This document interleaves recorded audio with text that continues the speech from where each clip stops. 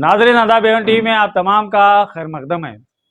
रायचूर शहर के princess Fatima Yasin girls college में आज एक अनोखा प्रोग्राम मुनक्किद किया गया था। दरअसल ये प्रोग्राम सारिफिन में बेदारी लाने के लिए मुनक्किद किया गया था। ये प्रोग्राम कानून अरिव नेरेव यानी कानून की समझ और कानून की इमदाद हासिल करने के तरीक़े बताने के तहत ये प्रोग्राम मुनक्किद किया गया था, जिसमें ग्राहकों यानी सारिफिन में बेदारी लाने का काम अंजाम दिया गया। इस प्रोग्राम के तहत तालिबात को कानून की जानकारी दी गई, साथ ही साथ सारिफिन यानी ग्राहकों के क्या क्या हुकूक होते हैं उनको बताए गए। इस प्रोग्राम की इफ्तिताह डिस्ट्रिक्ट सेशन जज और डिस्ट्रिक्ट लीगल सर्विस अथॉरिटी के सदर मल्लिकार्जुन गौड़ा ने की, जबकि प्रोग्राम की सदारत महमूद एम पटेल ने की। प्रोग्राम में एनएस के सेक्रेटरी मुजीबुद्दीन भी शामिल होने वाले थे, लेकिन अपने कामों की वजह से, मसरूफियात की वजह से वो प्रोग्राम में शामिल ना हो सके। तालिबात ने अपनी बेहतरीन आवाज़ में दुआ और कन्नड़ तराना पेश किया, जबकि निज़ामत के फ़राइज़ हमारे इंडियन बादशाह ने अंजाम दिए। प्रोग्राम में बतौर मेहमानान खुसूसी महाजन AR सीनियर जज दीवानी अदालत के अलावा जे बसवराज ज़िला विकला बार एसोसिएशन के सदर के अलावा ज़िला कंज्यूमर कमीशन की सदर फरहीन बेगम और प्रिंसिपल रुखसाना बेगम ने अपने अपने खिताबात किए। इस तरह के प्रोग्रामों का इनेकाद हमारे अक़लियती इदारों में और अक़लियती कम्युनिटी में होते रहना चाहिए, ताकि हमें भी क़ानूनी मालूमात ज़्यादा से ज़्यादा हासिल हो सके और हमारे आने वाली नस्लों को भी क़ानून की जानकारी हासिल हो सके। किसी भी चीज़ से लड़ने के लिए जानकारी निहायत ज़रूरी होती है, खुसूसी तौर पर क़ानून की जानकारी तो हर शहरी के लिए ज़रूरी होती है। इस तरह के प्रोग्राम के कामयाब इनेकाद पर NS के तमाम ज़िम्मेदारों को माइनॉरिटी कम्युनिटी की जानिब से मुबारकबाद पेश की जा रही है और ये कहा जा रहा है कि मुस्तकबिल में भी NS इसी तरह के प्रोग्राम मुनक्किद करता रहेगा, ताकि कौम व मिल्लत में शऊर बेदार हो सके।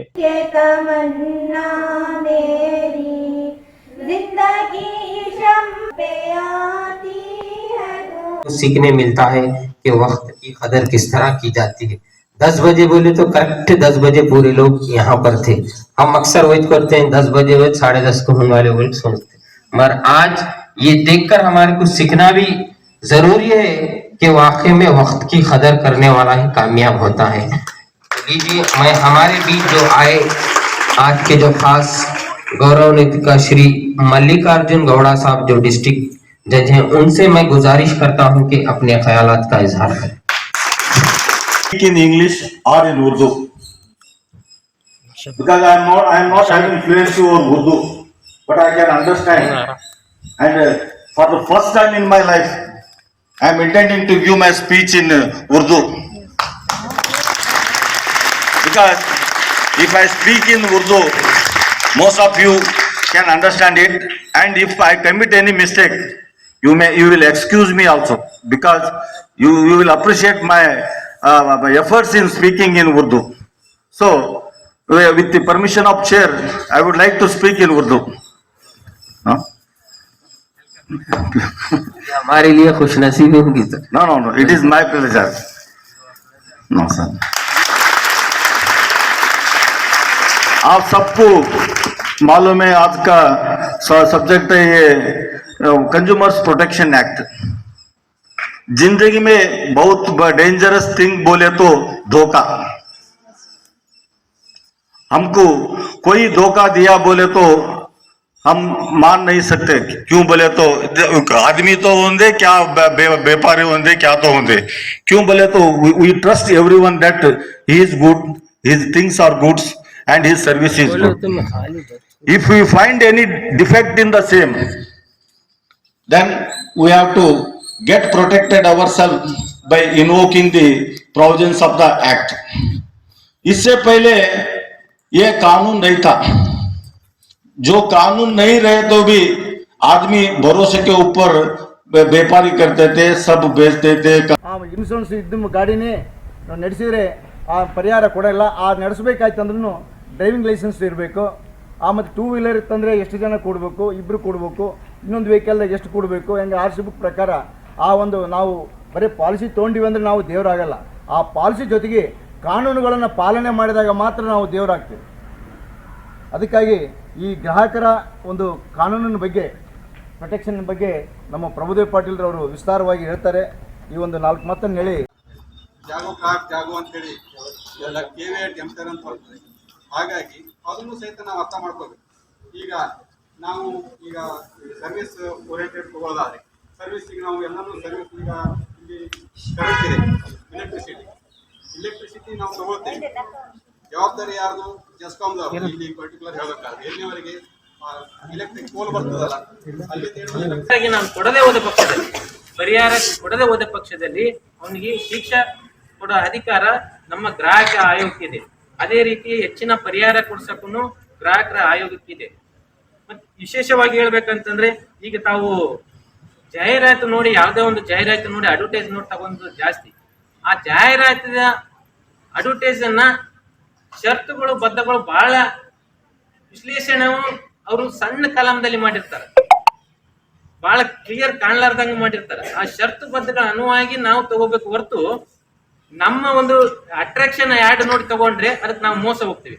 ಅದಕ್ಕೆ ಮೋಸ ಮಾಡ್ತಾರ ಮಾಡೋರೆಲ್ಲ ಏನಪ್ಪಾ ಅಂದ್ರೆ ಅಂಗಡಿ ಮಾಲೀಕರು, ಮ್ಯಾನುಫ್ಯಾಕ್ಚರ್ ಮಾಡೋರು ಉದ್ದೇಶಪೂರ್ವಕವಾಗಿ ಮೋಸಗಳಂತ ಜಾಹೀರಾತು ನೀಡ್ತಾರೆ. ಆದ್ರೆ ನಾವು ಅದ್ರ ಜಾಹೀರಾತಿನ ಬಗ್ಗೆ इन्फॉर्मेशन मिल जाती है। उसके बाद आते हैं जे बसराज साहब, जो हैं senior superior advocate of our Raichur court. तो बार के एडवोकेट्स में भी सीनियरिटीज़ होती हैं, तो उसमें एक मोस्ट सीनियर एडवोकेट हैं ये, और एक जैसे कि सब इसमें एक डिपार्टमेंट होता है, वैसे ही एडवोकेट्स का भी एक अपना डिपार्टमेंट होता है जिसको बार एडवोकेट बार डिपार्टमेंट कहते हैं। तो उसमें अभी वो प्रेसिडेंट के मुकाम पर मौजूद हैं। रह गई मेरा इंट्रोडक्शन तो साहब ने दे दिया है। रह गए मेरे करीब प्रभुदेव सर, वो भी हम consumer court, specially consumer court जो है उसमें 3 जजेस होते हैं, एक बेंच पर 3 जजेस होते हैं। उसमें मैं, सर, एक और एक जज होते हैं, फिलहाल अभी वैकेट है। ये हो गया हम लोगों का इंट्रोडक्शन। अभी आते हैं कंज्यूमर कोर्ट की तरफ। सबसे पहले कंज्यूमर क्या है ये मालूम होना ज़रूरी है आपको ना, है कहाँ पे नेग्लिजेंसी हो रही है। सिर्फ ये नहीं है कि सिर्फ डॉक्टर्स की हद तक नहीं, इंश्योरेंस पॉलिसी लो, आप कहीं भी शॉपिंग जाओ, उससे पहले आपको रेस्पॉन्सिबल होना है। आप अगर अपना राइट क्लेम करना चाहते हैं, उससे पहले आप रेस्पॉन्सिबल बनो। कुछ लेते हैं तो परचेस करने से पहले उसकी रिसिप्ट पर ध्यान दो। आप अगर वो नहीं लेंगे तो आप क्लेम करने के लिए, ऐसे नहीं है कि रिसिप्ट के बाद आप क्लेम नहीं कर सकते। तो सबसे पहले आप रेस्पॉन्सिबल भी बनो। लेने से पहले वेरीफाई करो जो आपको होना है, जैसे आप ले रहे हैं उसके हिसाब से करेक्ट ले रहे हैं या नहीं ले रहे। उसके बाद आप बिल बराबर दे रहे नहीं दे रहे, उसके पैसे दे रहे नहीं दे रहे। आप अगर रेस्पॉन्सिबल बन के बिल्स भी लेंगे तो 2 तरीक़े से रेस्पॉन्सिबिलिटीज़ होंगी आपकी, 2। एक तो आप फ्यूचर में आप सेफ होंगे, कहीं कुछ नाइतफाक़ी हो गई, कहीं कुछ इसमें आपको नेग्लिजेंसी फील हो गई, आपको अप्रोच होना है कंज्यूमर कोर्ट में, आप सेफ हो जाते हैं।